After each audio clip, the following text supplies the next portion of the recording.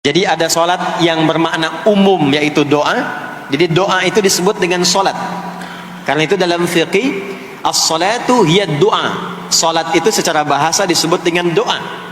Karena isi dari semua sholat itu, bacaannya semuanya doa.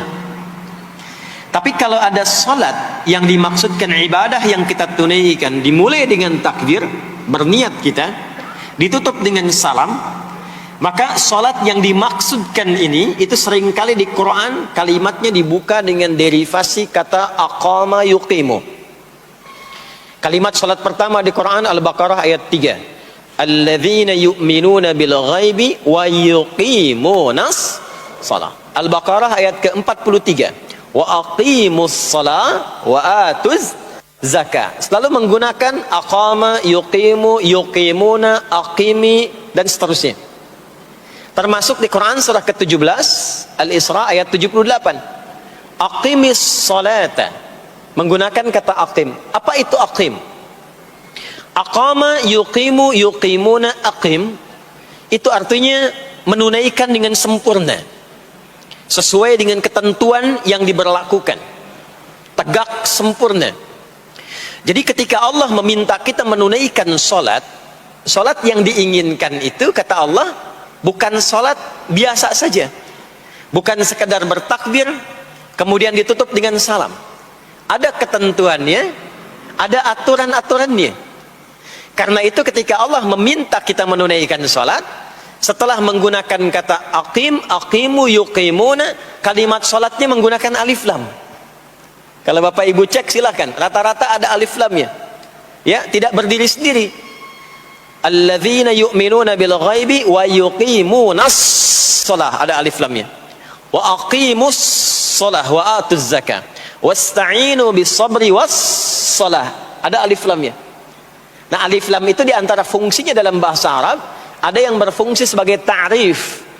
Ta'rif itu seperti artikel the dalam bahasa Inggris, ya.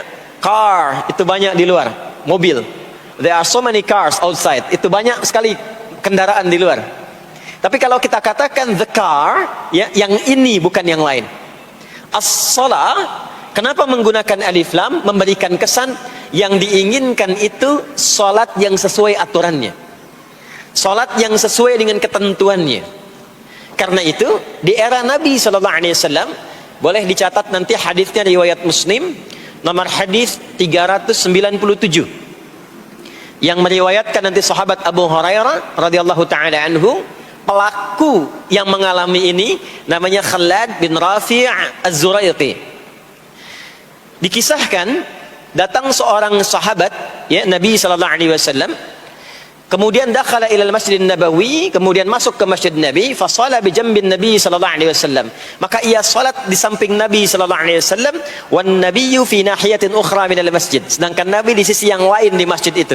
Kalau diilustrasikan, dia masuk ke masjid, kemudian Nabi di satu sisi yang lain.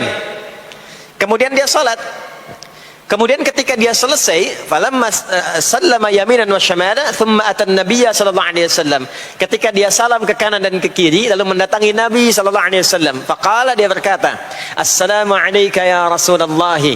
Ya, "Assalamu alayka ya Rasulullah." Kata Nabi, "Wa alaikassalam wa rahmatullah, irji' salli fa innaka lam tusalli." Kata Nabi, "Wa alaikassalam wa rahmatullah." Kamu salat lagi karena engkau belum salat. Padahal sudah salam. Fa'ada salatahu, kemudian dia mengulang salatnya. Thumma atan nabiyya, dia datang lagi ke Nabi SAW. Dia berkata, "Assalamu alayka ya Rasulullah." Dijawab dengan jawaban yang sama. Kata Nabi, "Wa alaikassalam wa rahmatullah, irji' salli fa innaka lam tusalli." Kamu balik lagi salat karena engkau belum salat. Padahal sudah salam. Maka dia melakukan itu sampai 3 kali, sampai dia berkata, "Ya Rasulullah, ma uhsinu ghairah." Ya Rasulullah, ini yang bisa saya kerjakan. Kalau ada yang kurang, alimni, mohon ajarkan saya bagaimana sholat yang sesuai aturan yang benar itu. Maka diajarkanlah oleh Nabi bahkan sejak wudu. Idza qumta ila shalah. Kembali muncul kalimat tadi, aqama yuqimu. Kata Nabi, jika engkau sholatnya ingin sempurna, fa asbighil wudu, maka mulai dengan wudu yang sempurna. Maka biasanya orang kelihatan dari wudhunya. Orang yang baik sholatnya itu mulai kelihatan dari sejak wudhunya. Jadi kalau wudhunya tidak sempurna, buru-buru, yang dibasuh tidak sempurna, itu pasti akan berdampak kepada sholatnya. Setelah itu thumma istaqbilul qiblah, lalu menghadap ke arah kiblat, lalu diajarkanlah oleh Nabi tata cara sholat mulai dari takbir sampai dengan selesai.